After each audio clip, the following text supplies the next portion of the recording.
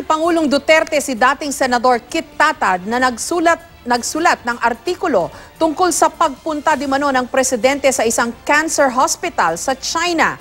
Giit ni Tatad hindi niya sinabi kailanman na may cancer ang Pangulo. Inalmahan naman ng isang grupo ang pagbanggit ng Pangulo sa misis ni Tatad sa kanyang pasaring. May report si Sandra Aguinaldo. Sa column na ito ni dating Senador Kit Tatad sa Manila Times, sinabi niyang dalawang magkahiwalay na sources ang nagsabi sa kanya na nagkaroon ng matagumpay na kidney transplant si Pangulong Duterte noong January 29. Pero sabi ni Tatad, ang ikalawang impormante nagsabing sa Davao ginawa ang operasyon ng Pangulo.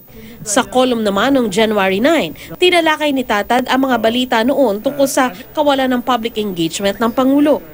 Batay daw sa ulat mula sa chain of usually reliable sources, umalis si Duterte sa Davao sakay ng private executive plane na nagdala sa kanya sa China para makamiting ang mga doktor ng world-famous Fuda Cancer Hospital sa China.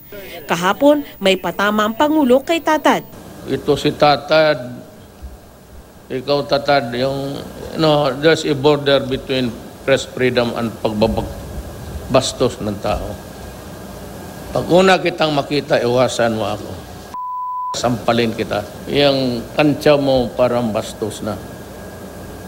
Gusto mo talagang subukan kung meron pa kami o wala? May asawa ka? Pahira mo sa akin.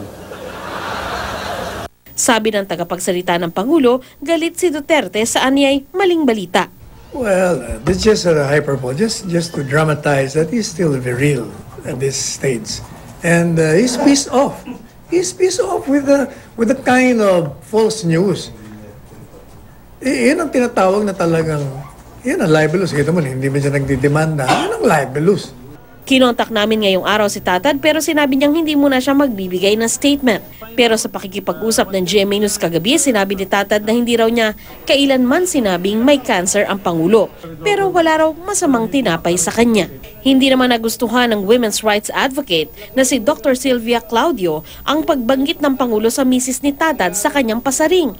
Nagpapakita raw ito ng mababang tingin ni Duterte sa mga babae.